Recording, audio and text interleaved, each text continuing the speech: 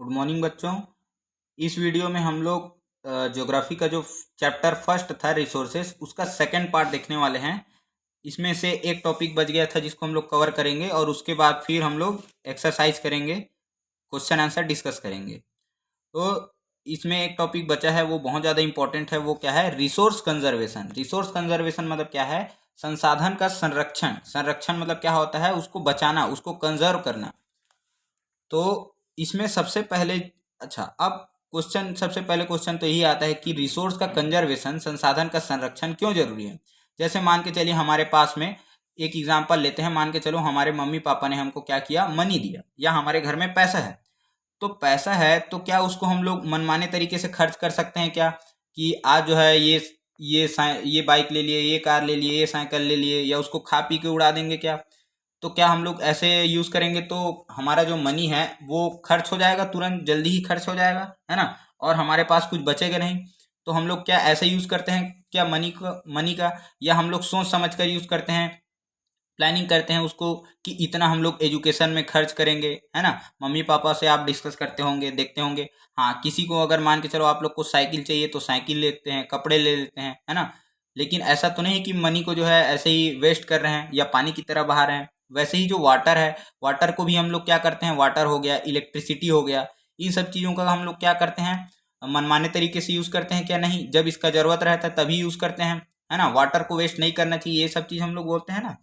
तो इसी को क्या बोलते हैं, रिसोर्स कंजर्वेशन। मतलब हमारे पास अगर कोई चीज़ अवेलेबल है तो उसका मनमाने तरीके से यूज़ नहीं करना है, नहीं तो वो क्या हो जाएगा, खत्म हो जाएगा।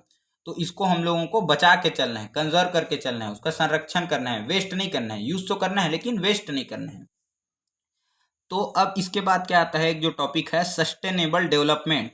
ये बहुत ज़्यादा इंपॉर्टेंट टॉपिक है ना। इसको आप लोग ध्यान से समझिएगा और ये एग्जाम्स में आता ही आता है ये क्वेश्चन, ये topic, what is sustainable development. तो सस्टेनेबल डेवलपमेंट क्या होता है? सतत पोषणीय विकास इसको हिंदी में बोलते हैं, है ना। अब इसको हम लोग पहले देख लेते हैं, फिर एग्जाम्पल से भी समझेंगे। तो सस्टेनेबल डेवलपमेंट क्या होता है? हमारे पास जो रिसोर्सेस हैं उसको हमको कैसे यूज करना है, उसको यूज तो करना है, ऐसा नहीं कि उसको यूज नहीं करना है। उसको हम लोग को यूज करना है लेकिन केयरफुली यूज कर रहे हैं, ताकि क्या हो सके, हम अभी वर्तमान के, प्रेजेंट के जरूरतों को पूरा कर सके, और हमारे फ्यूचर के लिए भी, फ्यूचर जनरेशन जो आने वाला जनरेशन है उसके लिए भी हम लोग बचा के रख सके, है ना। ऐसा नहीं, जैसे मान के चलो एक कोई आदमी है ना, एक एग्जाम्पल से समझते हैं। एक कोई आदमी है, इसके पास में 50 एकड़ जमीन है। कितना है? 50 एकड़ का क्या है, इसके पास में जमीन है। अब इसने क्या किया, इसका एक बेटा है ना, मान के चलो इसका एक बेटा हो गया, इस आदमी का एक बेटा है। अब इसका जो 50 एकड़ जमीन है वो इसको मिल गया। लेकिन इसके बेटे ने क्या किया, ये जो 50 एकड़ जमीन था उसमें से क्या किया, 40 एकड़ जमीन को, 10 एकड़ जमीन बचाया और 40 एकड़ जमीन को क्या कर दिया उसने, खा पी के उड़ा दिया। खा पी के उड़ा दिया मतलब बेच दिया, है ना। कार ले लिया, गाड़ी ले लिया, मकान ले लिया, घर बना दिया, सब चीज कर लिया, है ना। अपने बेटे को अच्छा स्कूल में पढ़ा दिया, लेकिन इसका 40 एकड़ जो जमीन है वो क्या हो गया, बिक गया। अब इसके पास में कितना एकड़ जमीन बच गया, मात्र 10 एकड़ जो जमीन है ये बच गया। फिर इस 10 एकड़ जमीन को भी क्या हुआ, जब इसका बुढ़ापा आया तो इसको भी क्या कर दिया, 10 एकड़ जमीन को खा पी के उड़ा दिया।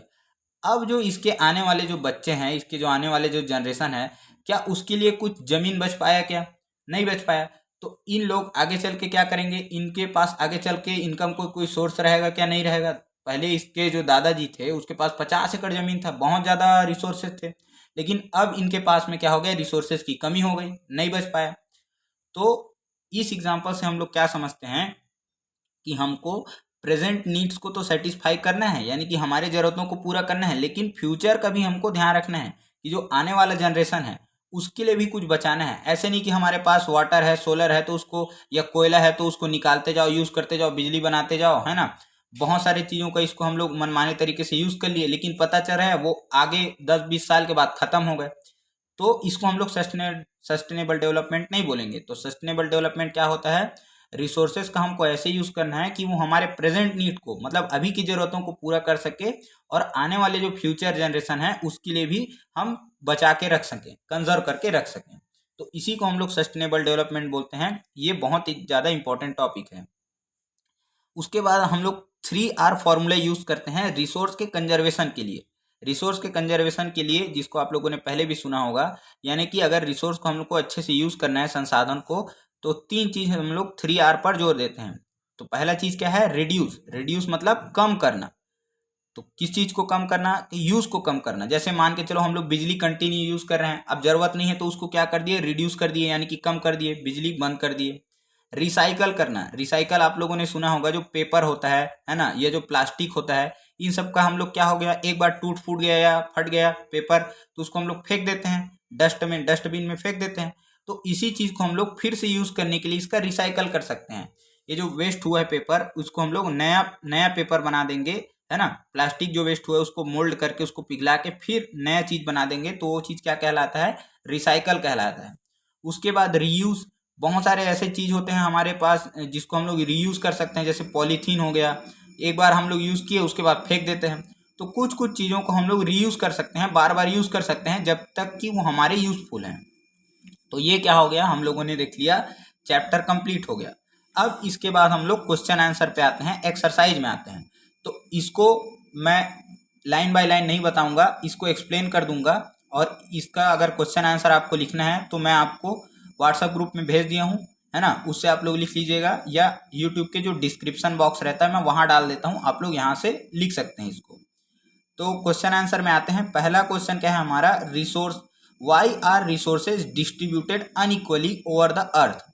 अर्थ में सब जगह रिसोर्सेस अलग अलग अनइक्वली क्यों डिस्ट्रीब्यूटेड है, इक्वली क्यों नहीं है? मतलब अगर हम लोग बोल दें कि हर जगह कोयला क्यों नहीं पाया जाता है, हर जगह आयरन ओर क्यों नहीं पाया जाता है, या हर जगह सोलर जो विंड है ना, सोलर एनर्जी, विंड एनर्जी, वो क्यों नहीं पाया जाता है? तो हमारा जो अर्थ है वो क्या है? हर जगह एक जैसा क्लाइमेट है क्या? हर जगह जैसा एक जगह स्थलाकृति है क्या? या हर जगह हाइट एक जैसा है क्या? नहीं है। जैसे हम लोग कहीं देखते हैं, कहीं पर क्या है, पहाड़ है, कहीं पर मैदान है ना, तो कहीं पर प्लेट्यू है। तो हर एक जगह का जो टोपोग्राफी है, टोपोग्राफी मतलब होता है स्थलाकृति, वो अलग अलग है। और क्या है, हर जगह का एल्टीट्यूड अलग है। पहाड़ में जाएंगे तो वहाँ पर ज़्यादा ऊंचाई रहेगी, ऊंचाई में जाएंगे तो ठंड लगता है हमको। वहीं मैदान में रहेंगे तो वहाँ का एटमॉस्फेयर अलग रहेगा, क्लाइमेट अलग रहेगा, है ना। वैसे ही हम लोग देखते हैं कि जो पोल्स में जाते हैं तो 6 महीने का दिन 6 महीने का रात होता है। तो हर एक जगह पर क्या होता है, अर्थ में इसका क्लाइमेट हो गया, टोपोग्राफी, एल्टीट्यूड, हाइट वगैरह सब चीज़ अलग अलग है, इसीलिए रिसोर्सेस अलग अलग डिस्ट्रीब्यूटेड हैं, है ना। जैसे हम लोगों ने आप लोगों को बताया थे कि जो प्लेट्यू होता है, जो पठार होता है, यहाँ पर मिनरल्स पाए जाते हैं। तो जहाँ प्लेट्यू रहेगा वहाँ पर मिनरल्स, आयरन और को ये सब चीज़ पाया जाएगा। लेकिन क्या ये पहाड़ में पाया जाएगा क्या, मैदान में पाया जाएगा क्या? नहीं पाया जाएगा। वहीं पर हम लोग मैदान में हम लोग खेती कर सकते हैं, लेकिन पहाड़ में जाके खेती कर सकते हैं क्या? नहीं कर सकते हैं। तो इसीलिए जो रिसोर्सेस हैं वो अर्थ में अनइवनली या अनइक्वली डिस्ट्रीब्यूटेड हैं, क्योंकि हर एक जगह का क्लाइमेट, वहाँ की ऊंचाई, वहाँ के जो हाइट है, वहाँ के जो टोपोग्राफी है वो अलग अलग है। तो ये हो गया हमारा फर्स्ट आंसर। फिर अभी बताए सेकंड क्वेश्चन क्या है, what is resource conservation. Resource का कंजर्वेशन क्या है या क्यों जरूरी है ना। तो हम लोग रिसोर्स को अच्छे से केयरफुली यूज़ करें, ताकि उसको हम लोग बचा के रख सकें और आगे उसको हम लोग और यूज़ कर सकें, है ना, वो रिन्यू होता रहेगा। तो इसी को हम लोग रिसोर्स कंजर्वेशन बोलते हैं, रिसोर्स का संरक्षण। जैसे बिजली अगर हम लोग को यूज़ नहीं है तो हम लोग उसको क्या कर दिए, लाइट ऑफ कर दिए। तो इसी को हम लोग क्या बोलेंगे, रिसोर्स कंजर्वेशन बोलेंगे। वाटर, अगर टैप नल बह रहा है तो पानी को हम लोग बंद कर दिए, यूज़ नहीं है तो ये क्या होता है, ये हमारा रिसोर्स कंजर्वेशन होता है, संसाधन का संरक्षण होता है वो। इसके बाद आते हैं हम लोग थर्ड क्वेश्चन में। थर्ड क्वेश्चन क्या है, why are human resource important. तो ह्यूमन रिसोर्स फर्स्ट पार्ट में बताए थे कि ह्यूमन भी क्या है, ह्यूमन बीइंग जो मानव है वो इटसेल्फ एक टाइप का क्या है, रिसोर्स है, संसाधन है। क्यों? क्योंकि ये अपने नॉलेज का, अपने स्किल्स का, टेक्नोलॉजी का यूज़ करके क्या करते हैं, सब्सटेंस को, कोई भी जो वस्तु है, जो पड़ा हुआ है कोई चीज़, उसको किसमें कन्वर्ट कर देता है, रिसोर्स में। और रिसोर्स हमारे लिए क्या होते हैं, यूज़फुल होते हैं। कोई भी सब्सटेंस ये तो हमारे लिए यूज़फुल होगा जरूरी नहीं है। मान के चलो वाटर रखा है, वाटर हमारे लिए क्या है, यूज़फुल है कि नहीं है। तो ये कैसे पता चलेगा, जब हम लोग उसका यूज़ करेंगे, रिसोर्स जब वो हमारे काम आ रहा है, या हम लोग उसको पीने के लिए यूज़ कर रहे हैं, कपड़ा धोने के लिए यूज़ कर रहे हैं, नहाने के लिए यूज़ कर रहे हैं, उससे बिजली बना रहे हैं, तभी तो वो हमारे काम का है। अगर समुद्र में ऐसे भरा पड़ा हुआ है पानी तो वो भी हमारे काम का नहीं है, तो उसको हम लोग रिसोर्स नहीं बोल सकते हैं। तो इसीलिए ह्यूमन जो है अपने स्किल, अपने नॉलेज का यूज़ करके क्या करता है, रोड बनाया, बहुत सारे टेक्नोलॉजी लाया, कंप्यूटर बनाया, इसीलिए ह्यूमन जो रिसोर्स है वो इम्पोर्टेंट है। फिर अभी आप लोगों को बताएं हैं कि सस्टेनेबल डेवलपमेंट क्या होता है, तो ये बहुत ज़्यादा इंपॉर्टेंट है, ये क्वेश्चन बार बार आता है, तो इसको आप लोग अच्छे से तैयार कर लीजिएगा। तो सस्टेनेबल डेवलपमेंट क्या होता है अभी बताया कि हमारे रिसोर्सेज को इस मैनर में यूज़ करना है कि वो हमारे प्रेजेंट नीड को सेटिस्फाई करे और फ्यूचर जनरेशन के लिए भी हम लोग उसको बचा के रख सके। ऐसा नहीं कि मनमाने तरीके से रिसोर्सेज को यूज़ कर रहे हैं, अगर हम लोग यूज़ करें तो वो आगे चलकर ख़त्म हो जाएगा। या इसको और भी ऐसे हम लोग समझ सकते हैं, मान के चलो ये यहाँ पर हमारे पास में क्या है, बहुत सारे पेड़ हैं, है ना, ये पेड़ है, बहुत सारे जंगल है, ये मान के चलो पूरा फॉरेस्ट है।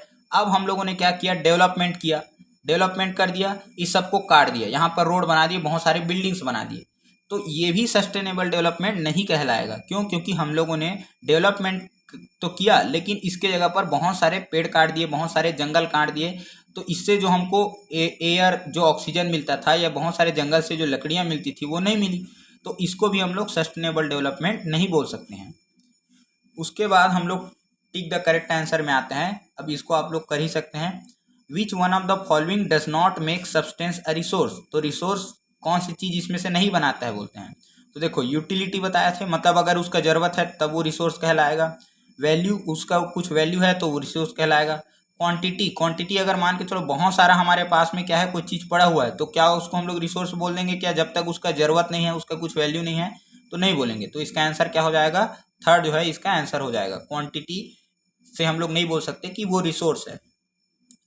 फिर आता है कि which of the following is a human made resource. Human made resource कौन सा है जिसको ह्यूमन बींग्स ने इसमें से बनाया है? तो medicine to treat cancer, cancer का जो दवाई है। वाटर स्प्रिंग, मतलब कि जो झरने का जो पानी है वो। ट्रॉपिकल फॉरेस्ट, जो जंगल है ना, क्या वो? तो इसमें से कौन सा हो जाएगा? ह्यूमन बींग ने किसको बनाया है? कैंसर का जो मेडिसिन है वो। तो ये जो है हमारा आंसर हो जाएगा। ऐसे ही लिखना है आप लोगों को, अलग से इसी में टिक नहीं कर दे रहे हैं, टिक द करेक्ट आंसर है तो नीचे में आंसर अलग से उसको सेपरेटली लिखना है। Complete the statement. Non renewable resources are, non renewable resources कौन होते हैं? दो विच है लिमिटेड स्टॉक, जो कुछ समय का स्टॉक है उसके बाद खत्म हो जाएंगे। Made by human being, derive from non living things. तो बताएं आप लोगों को कि नॉन रिन्यूएबल रिसोर्सेज क्या हो जाएंगे? जो बार बार रिन्यू नहीं होंगे, है ना, एक टाइम के बाद में खत्म हो जाएंगे, जिसका लिमिटेड स्टॉक होता है। तो इसका आंसर क्या आ जाएगा? Option number A. तो यहाँ पर ये आप लोगों का चैप्टर नंबर फर्स्ट कंप्लीट होता है। इसके बाद ऐसे ही हम लोग आगे के चैप्टर्स कंप्लीट करते जाएंगे। Thank you.